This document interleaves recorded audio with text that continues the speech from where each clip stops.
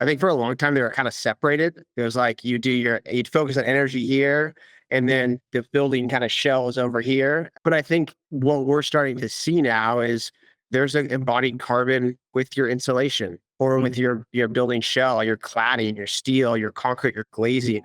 So all of those have a carbon footprint.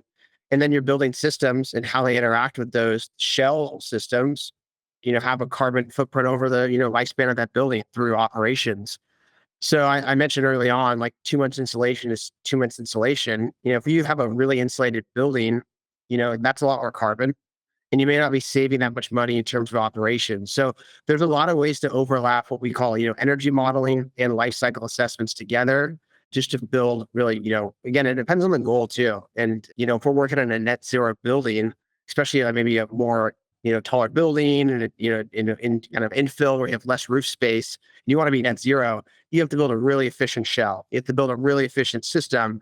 So we might think more about that. But if you're doing, low rise or an industrial facility or, 2-story commercial building, a lot more roof area, you can kind of, play a little bit more with how efficient it is. So we always like to start with client goals, building goals, and go from there. But there's so much overlap between those. And I think recently people have thought about it more, which just makes for, I don't know, much, much better buildings.